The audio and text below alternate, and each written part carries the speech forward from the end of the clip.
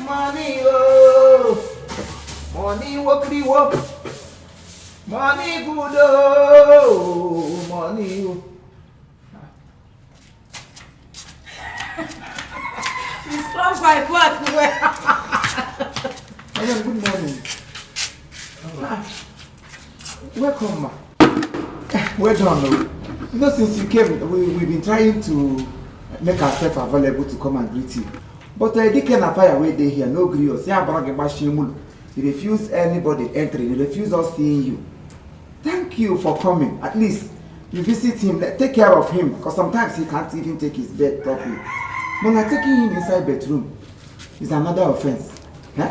If you outside here, buffer. From the look of things, I want to hear she rap. I want to hear she couple. Give with you could be warm. Inside that place where bedroom, there nobody will hear on her voice. For just stay outside here, buffer. Don't be small picking your picking. Oh, guy, you're stop. Now, joke, I did joke. You're welcome, ma. You're welcome. See, make I tell you. You see, this guy here, my bobo, my heart, my sweetheart, honey. He not do proper introduction. I made it for know me well. Baby, no mind now. No mind now. Leave him. No. Hey! Everybody on the moon shift from where I stood. How are you? Hey! My eyes have seen my nose. Wait, oh. Your mate na nata chineke ihe hanga haha. Kiza kabulo shi ga akomugun. Eh? Ayo? Ahonu go ogologo. Ihe na go na ogologo. Na no te. Kika ga maburu ihe ukwu yote. Hasi come say elu dey marry heke. Mama bedroom. Mama always come, no even come out to me. Mama walk banje one na agba mama wo. Mama come inside apure popo. I don't no wonder. Last night I come dey hear ma. Say make na go to ma mo bu akoko bia ko wo ma mo dede. Sayo. Hey! Asa akoko nwere size, nwere kwa size. Lekwa nge na, lekwa bi shi gị kwa. Nekiti obi ara. Wote nkumi ike na akụpụ da akụgbo ogige kọlọ onwe gị gịnị. Ogbe isi, ogbe anụ, ogbe nte, ogbe imo. Hey! Nwa na anyị ukwu na ayọ. Ịyọrọla ịgba. Yọrọ ibu. Ọbịa. Nji. Bagale ahụ. Talk now. Let me see you start. Mama alawa nne. I got titles. Talk. Why they start machine they do like this? Talk, open my talk now. I got titles. How many times? What I call you? When they put eye for my matter for this house. When they put eye for my matter. When they put eye for my body.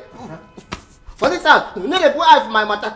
When they put eye for my body for this house. See, baby, Ivan. I know what thing I go do you. But time never reach. Okay. When time reach, you go hear from me. Ivan, see, he might tell you. See, this man small for me. I don't come with that. See, you go see what I go do. No, we go inside. No, we go honey. Ivan. Ivan, no. Where go start making again? Ivan, no, we go. Open door, no, we go. Hey! Some women no get shame for eye.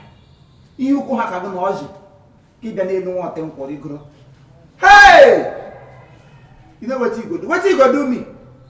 What you go do me? No put on a came up. Remember, under the breast. Over to that brush you lose. Ana dabu we can quiet ho binishi bangilo to go more. Stupid man.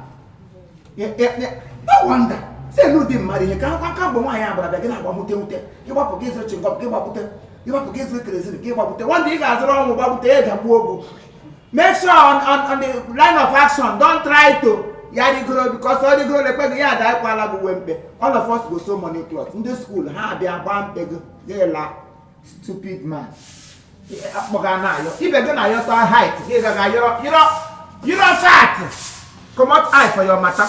Matter go believe I have seen her. Your matter have occupied your space. Nonsense. You buy house where you go live, you know, see, I'm not going to the house or compound. Titus, who is your neighbor?